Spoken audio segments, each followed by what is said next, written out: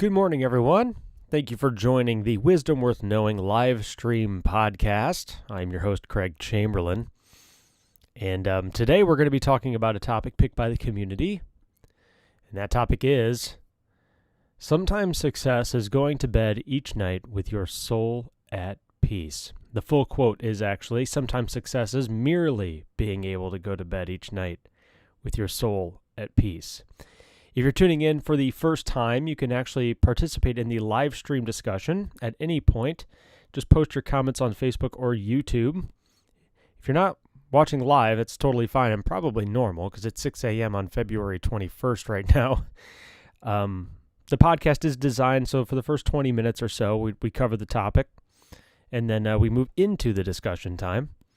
If you're just now tuning in for the first time, also you can follow us on Spotify, YouTube, Apple Podcasts, Google Podcasts, Rumble, and Facebook.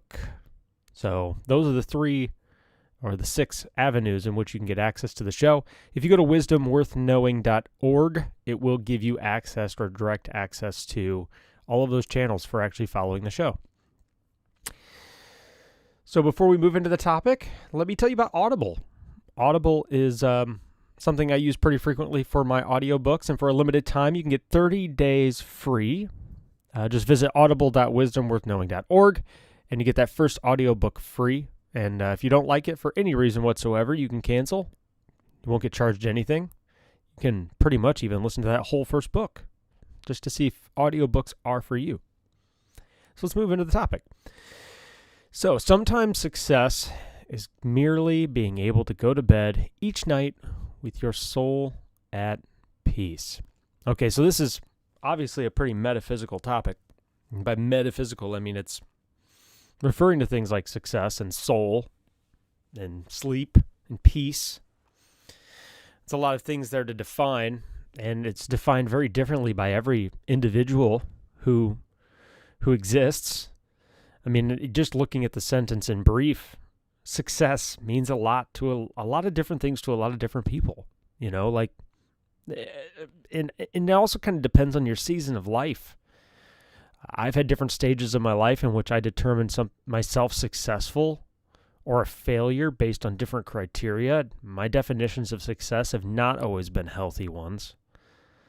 I do appreciate the fact that the quote you picked is sometimes success. I actually had to make sure that the word sometimes was included in that quote when I did the title, because blanket generalizations about success and failure are dangerous. Like if we get in our heads the absolutism of something in order to be successful, like I am only successful if I am always this one thing, you know? So I do appreciate the sometimes portion, because sometimes, especially on a rough day, success is merely being able to go to bed with your soul at peace. It does depend on the stage of life you're in.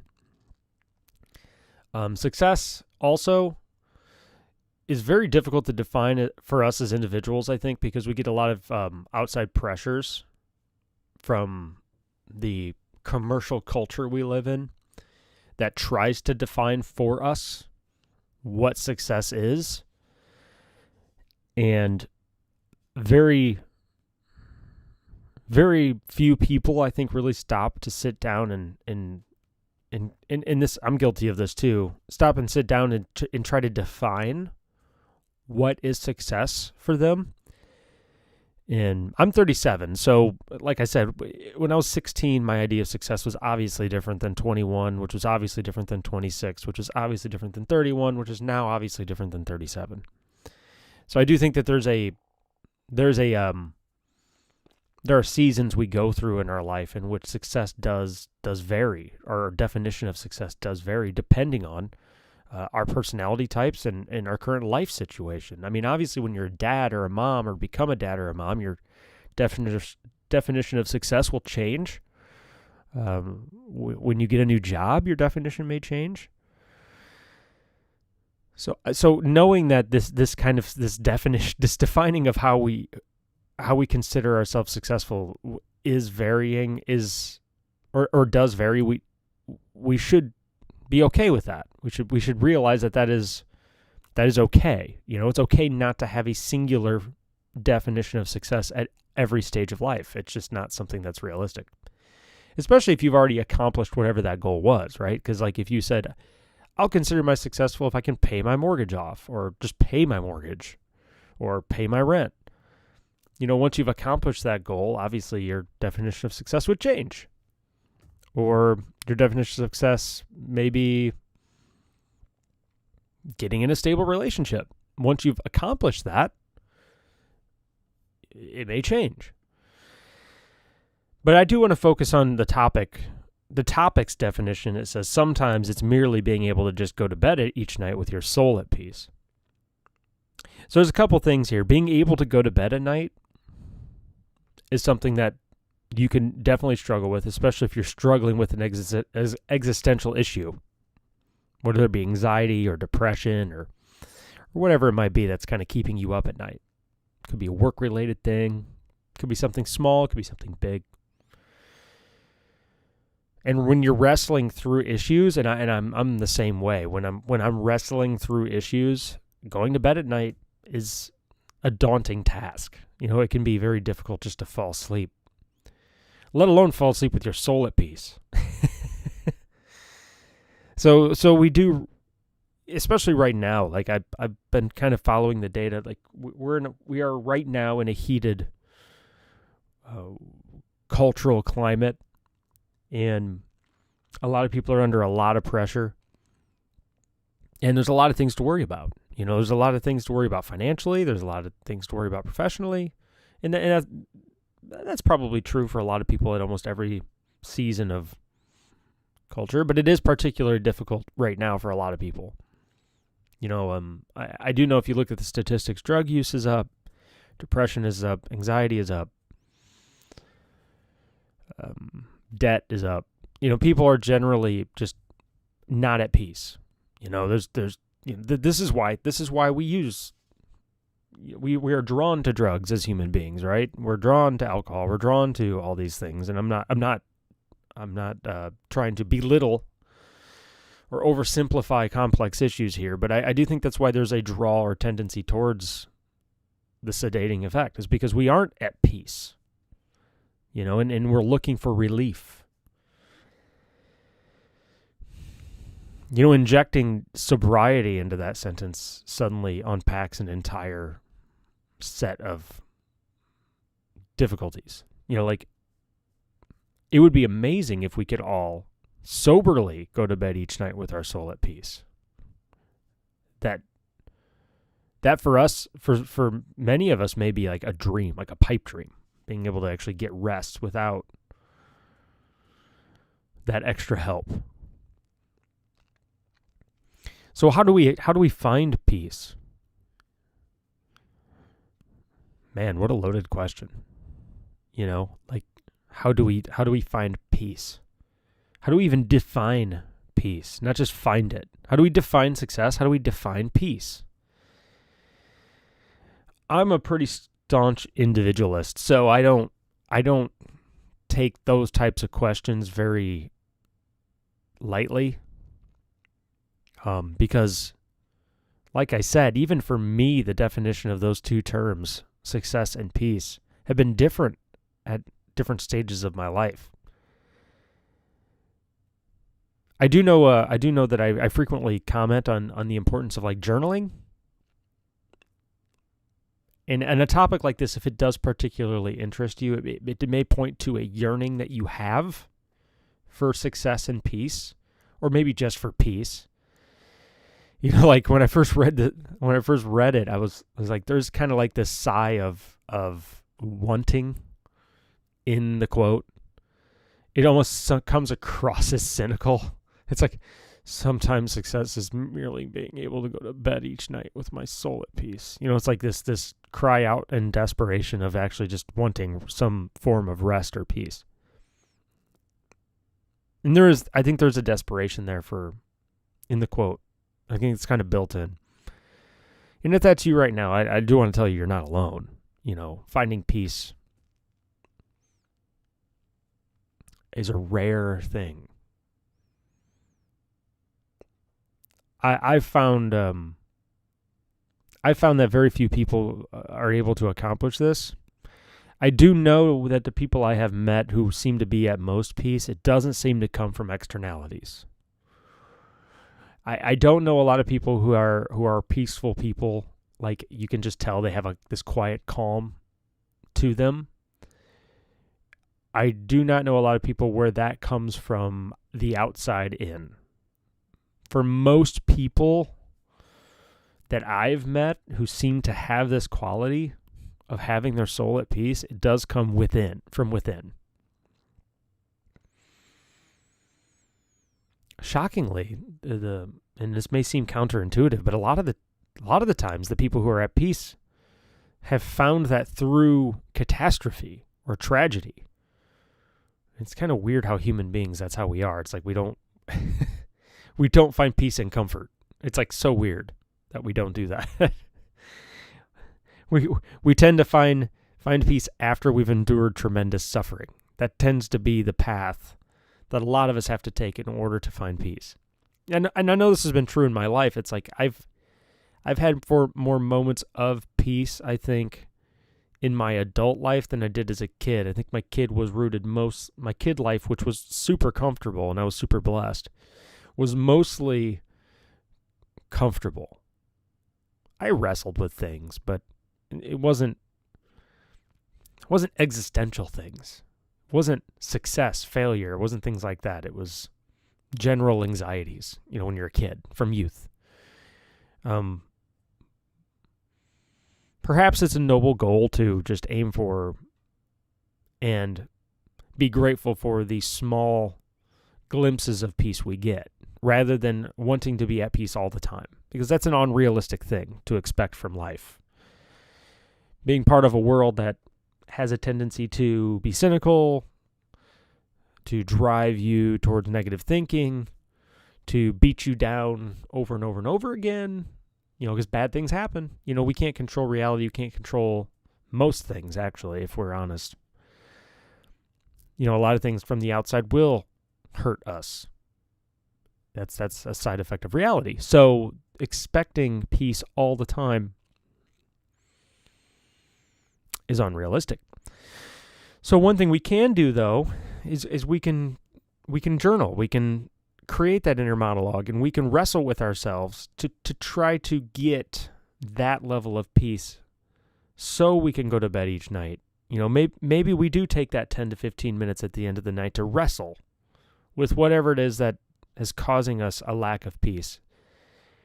And we learn which side of it we have control over and which side of it we don't, and we try to take responsibility for the small corner of it that is ours.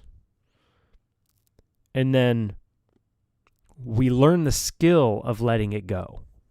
And I emphasize that particular phrasing on purpose because I do think that this peace thing is a skill. It's something that you are able to, you learn the ability to let things go. And I do talk about my faith pretty often on this show, and as a Christian, there's two things that are probably the cornerstone of me letting things go. And I don't know what this looks like for you. You don't have to be a Christian. That's but I'm just telling you what works for me, or it seems to work for me. Knowing where I end and God begins, or God ends and I begin,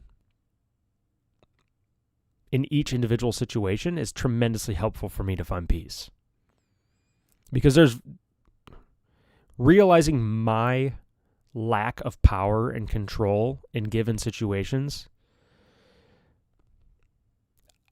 If I close my eyes, I'm kind of picturing myself walking on a path, and there's a destination I need to get to. And then I come across a giant drop-off, like a giant just cliff. And if I look down, it's rocks and jagged edges, and it's death if I fall. Then I look across this giant chasm, and I see my destination of where I'm supposed to be. And then I sit there and I stare at it, and I got two choices. I can try to jump, Or I just look up and I say, you know what, God, this is as far as I can go.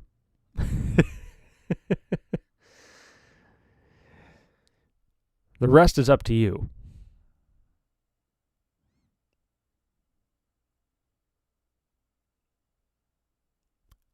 I'm pausing for a moment to kind of reflect on that. Because there's a lot of things that are in our life that we may never ever get to that destination. We may come across that giant chasm and realize just how impossible it is for somebody like us. And I'm kind of curious to see what would happen if God said to jump.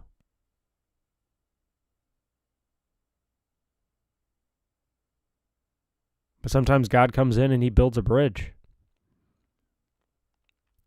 Sometimes he tells you to turn around and go back for now. Come back later, and then when you come back later, there's a bridge. The point of this is that it's not always easy. In fact, it's very, very difficult to realize your limitations on so many things. A lot of times it can feel like almost everything you come across is a cliff.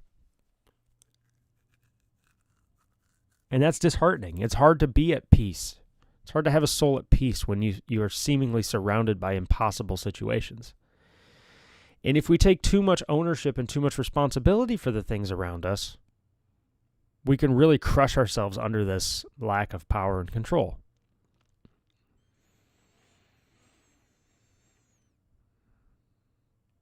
So knowing where we end in situations, I think, is a tremendous part of developing this skill of finding peace.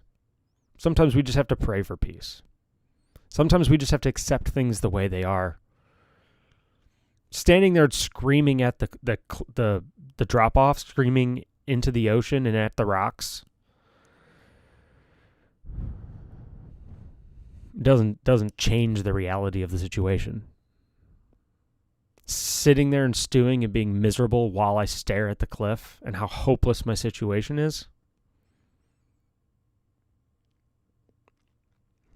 also not helping the situation. Maybe going back, finding a different path. At least there's hope there, or potential. Realizing that this may be a cliff you never get to the other side of, there's benefit in that. At least getting to the acceptance part of that.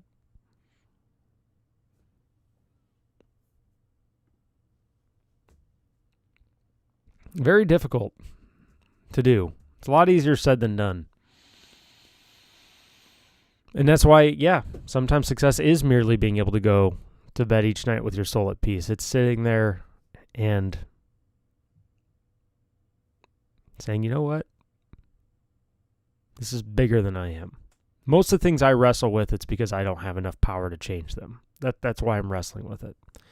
Now, there are certain things we can do in certain situations, but we do need to sit down and we do need to write out what our definition of success is. I think that's super helpful and constructive.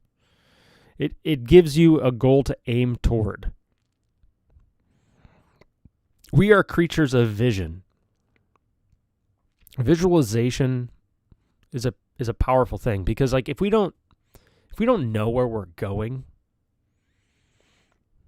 or at least have a general idea, it doesn't have to be perfect. If we have a general idea of where we want to be, it makes the day in, day out stuff a lot easier.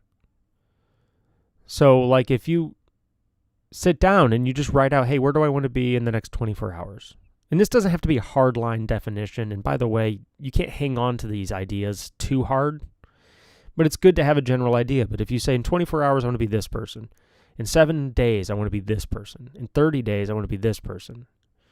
In a year, 5 years, 10 years, 20 years, before I die. Write out each one of those sections. And then say in each one of those sections, where do I want to be there? And then reevaluate, like once a year.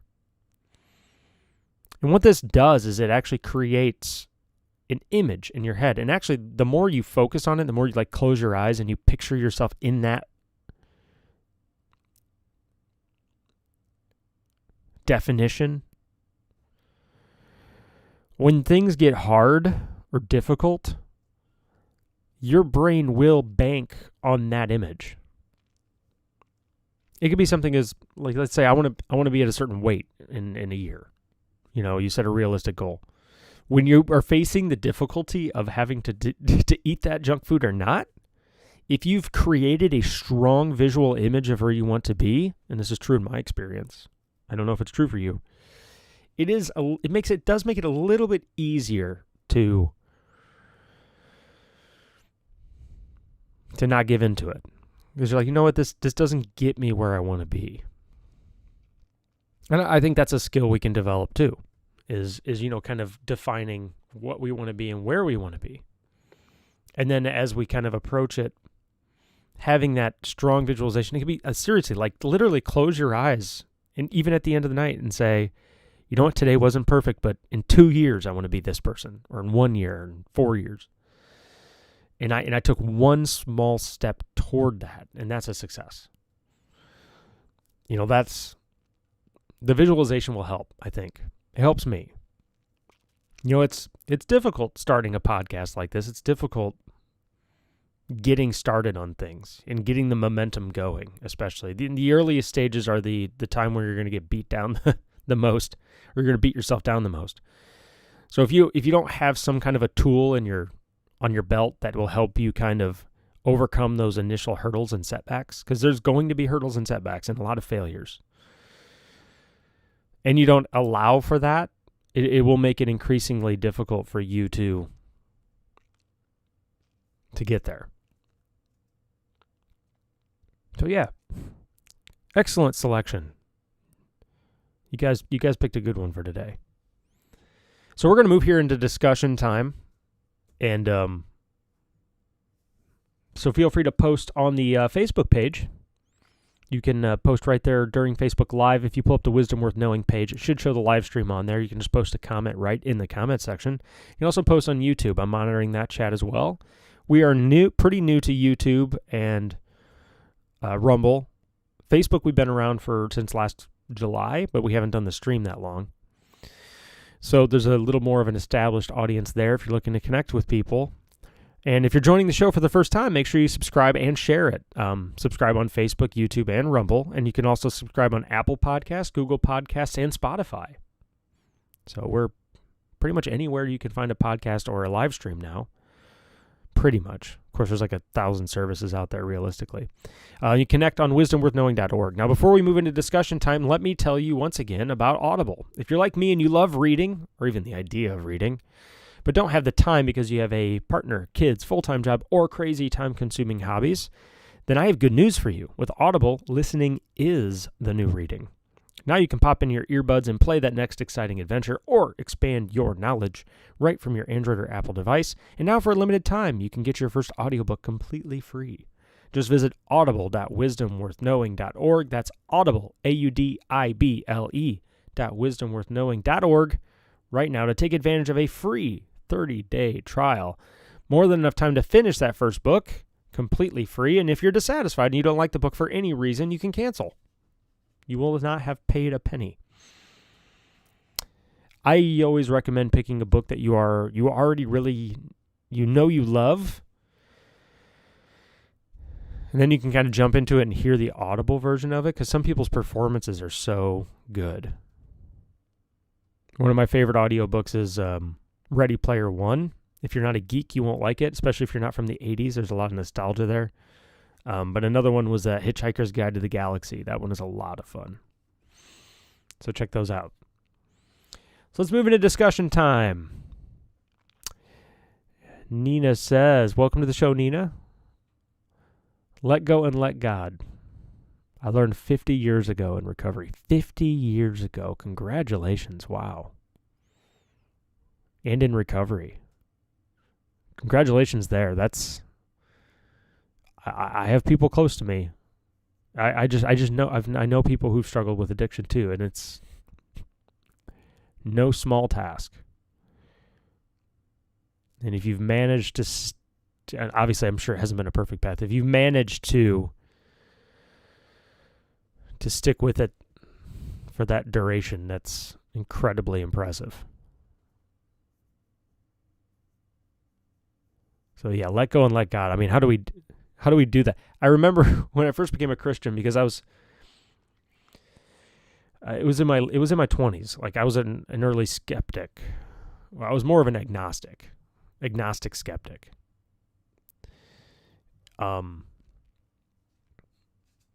This idea of letting go and letting God take care of things was so foreign to me. I literally would have a couple people tell me to do that. I'd be like, what does that even mean? I would actually get offended. And it's really only taken experience. And I think that there's something that we all have to kind of endure initially when we become more faithful in whatever your religion is, and stepping out in confidence, is that if we haven't already had an established relationship with God or experience, or however you personally want to define it. I define it as that personal God. But if we have no experience to bank on, it's really hard to trust him. And so what I did learn is it actually takes, for many people, or at least in my experience, it takes years of experience of letting go and like letting God work, and then just paying attention before I started to realize that he will take care of certain things. And so it wasn't really until I banked, at least, I don't want to say how long, but until I banked some experience in things working themselves out, or God working things out in my life, that I was even able to do this. So if you don't have a lot of experience letting things go and letting them kind of play out, it's a completely foreign concept, this idea of letting things go. And so it's something that you just have to get better at. And I think you only get better at it with experience. So, something to think about, I guess. Randy says, journeyman electrician licensed before the next 2 years. You may not know this about me, but I work in the industrial sector. I work at our family-owned business in industrial automation and controls. And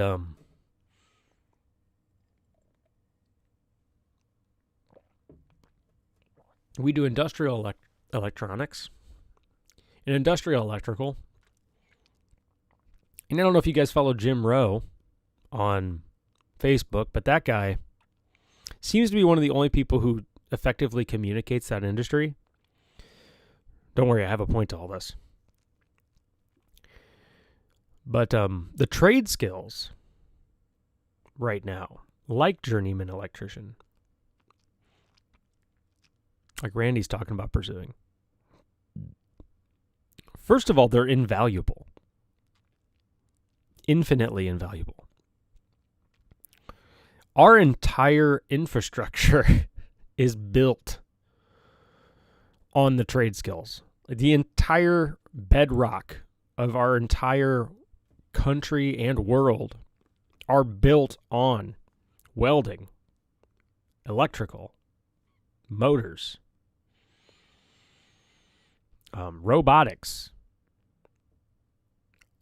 automation.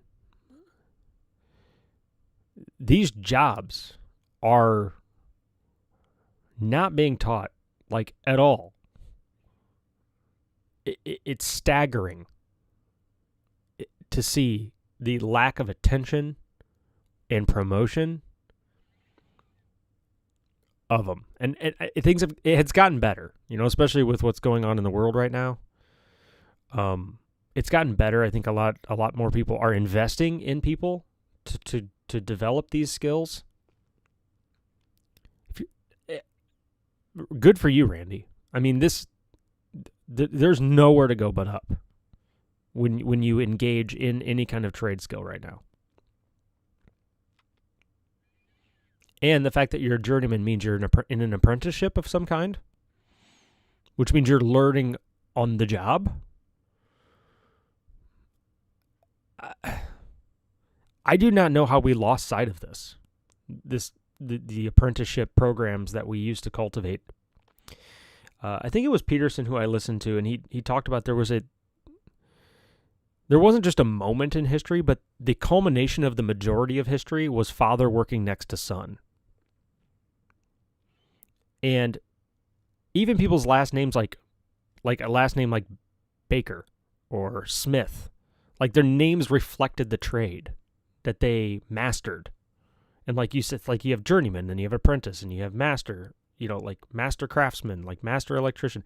Like there was a dignity and an honor in participating and mastering a specific skill. And we culturally lost sight of that, and it's relatively recently we culturally lost sight of that. For the majority of human history, it's how things were done. We would work intimately and close side by side to develop and cultivate and master a skill. And then the people took pride in that. And I can't help but think so much has been lost in that process. So, good for you. And if you're not sure what to do with your life, if you're a kid listening to the show and you're like, college ain't for me, believe me, college isn't for everybody. I did college. I did 4 years, got a bachelor's. There's a lot of things I hated about college. There's a lot of things I loved about college. I don't like the politics. To me, college is not... It's supposed to be a place for you to prepare yourself for dealing with reality. And I feel like in a lot of ways it's the complete opposite now. And not just because of the politics. It feels like, and this isn't all, believe me, there are tons of good colleges out there and tons of amazing professors.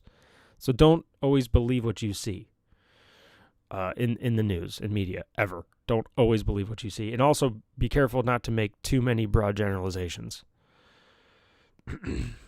But you do need to be aware that if the college doesn't challenge you to grow realistically, then it may not be worth it to you. But anyway, something to consider, with trade skills. If you're not sure what to do, college is not for everybody. Consider an apprenticeship of any kind. Nina says, we strive for perfection. It doesn't mean we get there immediately. It definitely does not mean that. It's good to strive for it, though. Although, one of the best quotes I've heard is we aim for progress, not for perfection. But like you're saying, I think it is important to visualize the perfection. It's okay to visualize yourself in that, but to aim for progress. To have your expectations on that level of progress, not perfection. Like it's almost like perfection gives you that end goal visualization that you'll never get to. But then when you say I'm aiming for progress, it's reminding yourself that every day is a small step toward that. And you may never actually get there. So like acknowledging the difference between where you're heading and where you currently are and the realistic time it's going to take to get there, it's a very healthy perspective. I know a lot of people who find a lot of success in that. Nina says, I wish I had been continuously sober. I've only got 7 years off opiates. 7 years is incredibly good. 7 years. That's awesome. I mean, you have to look at it from an idea of progress, right? And I do know a lot of people who are in that program in particular who, just look at the next 24 hours. That's all you can do. One day at a time, 1 hour at a time, 1 minute at a time. Don't get too hung up on your failures. It's easy to do. So it looks like that's all the comments for today. It's been a wonderful topic. It's been great getting together with you all. And before you go, make sure you share the video. And also don't forget to subscribe on YouTube, Rumble, and Facebook. And don't forget to also check out the podcast on Spotify, Apple Podcasts, Google Podcasts. And if you have not signed up yet Check out audible.wisdomworthknowing.org to get your free month of audiobooks completely. Get the deal for the free month of audiobooks. You can cancel anytime. That's Audible, audible.wisdomworthknowing.org. You got 30 days to try it out. If you don't like it, just cancel. So until next time, sometimes success is merely being able to go to bed each night with your soul at peace. And I hope everybody has a great day. And remember, let's try to be the best version of ourselves today. Only compare ourselves to who we were yesterday. And let's have a good day.